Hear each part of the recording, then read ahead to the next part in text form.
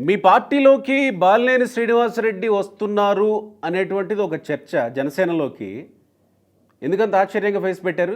సంవత్సరం నుంచి వింటున్నానండి. ఇంకా జరగలేదు అది మరి. ఏమో తెలీదు. ఓకే. సో, ఎప్పుడు తీసుకొస్తున్నారు మరి? మీ అధినేతకి ఎప్పుడు తీసుకెళ్ళి అప్పజెప్తారు బాలినేని శ్రీనివాసరెడ్డిని? అది నాకు తెలీదండి. పాపం ఆయన ఇప్పుడొస్తే ఆయన చుట్టూ చాలా ఉచ్చులు బిగిచ్చి ఉన్నాడు కాబట్టి జగన్మోహన్ రెడ్డి ఏ ఉచ్చెళ్లి ఆయన మెడకి, ఏ ఉచ్చెళ్లి ఆయన కొడుకు మెడకి చుట్టుకునిద్దో అనే డైలమాలో ఉన్నాడు. ఆయన కూడా మేబీ వస్తాడో రాడో చెప్పలేం తెలీదండి. ఏం జరుగుతుందసలు బాలినేని విషయంలో జిల్లాలో? ఎందుకు బాలినేని అంత సఫర్ అవుతున్నారు పార్టీలో అక్కడ? ఇక్కడ ఏం లేదండి. 2 వర్గాలు తయారయ్యాయి. వైవి వర్గం ఒకటి, వాసు వర్గం ఒకటి ఒంగోలులో డివైడ్ అయిపోయింది వైసీపీ మొత్తం.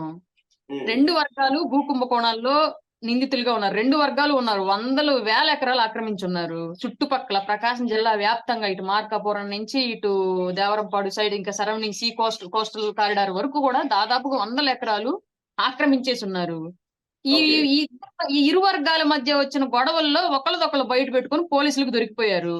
దొంగ పట్టాలు సృష్టించి వీటన్నింటిలో. ఇప్పుడేం జరుగుతోంది అంటే, నా వర్గం వాళ్ళని ఎందుకు అరెస్ట్ చేయాలి? ఆ వర్గం వాళ్ళని ఎందుకు అరెస్ట్ చేయలేదు? ఆ వర్గం వాళ్ళని ఎందుకు అరెస్ట్ చేశారు? ఈ వర్గం వాళ్ళని ఎందుకు అరెస్ట్ చేయలేదు? అని చెప్పేసి బాహాబాహిగా జరుగుతున్న సమస్య ఇదంతా.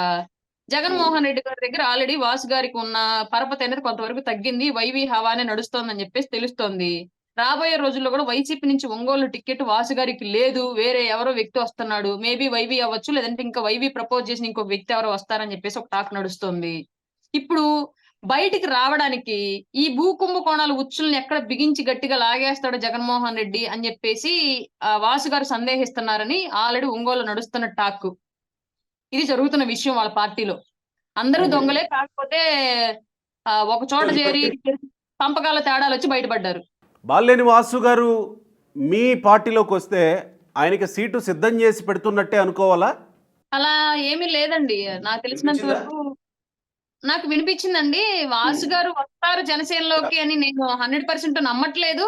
వచ్చినా సరే ఆ ఒంగోలు టికెట్ జనసేన తరపున ఆయనకి ఇస్తారని కూడా నేను అనుకోవట్లేదండి. ఒంగోలు కాకపోయినా జిల్లాలో ఇంకా ఉన్న జనసేన కోసం అనుకుని చర్చ జరుగుతున్నటువంటి సీట్లు ఉన్నాయి గదా! ఇప్పుడు మీరెలాగ ఊహాగానాలు విన్నారో నేను కూడా అలాగే ఊహాగానాలు విన్నాను. ప్రకాశం జిల్లాలో వేరే ప్లేస్‌లో ఎక్కడన్నా ఇస్తారేమో వస్తే అని మాత్రమే ఊహాగానాలు. ఇవైతే నేను క్లారిటీ ఇవ్వట్ల. జనసేన పార్టీ అధికార ప్రతినిధిగా ఎలాంటి కన్ఫర్మేషన్ మీకు ఇవ్వట్ల. జస్ట్ మీరెలా విన్నారో నేను కూడా అలాగే వింటున్నా అంతే. రైట్. ఇక అరుణ గారి కాన్స్టిట్యున్సీ ఏదండి ప్రకాశం జిల్లాలో? నేను యాస్పిరెంట్‌ని కాదండి. కళ్యాణ్ గారు ఏ బాధ్యత అప్పచెప్తే ఆ బాధ్యత నిర్వర్తించే వ్యక్తిని నేను. యాస్పిరెంట్‌గా అయితే లేను. నాకు టికెట్‌లకి సంబంధం ఈ కాన్స్టిట్యున్సీ నుంచి పోటీలో ఉండమ్మా అనంటే ఒక కాన్స్టిట్యున్సీ డెఫినిట్‌గా చేస్తానండి.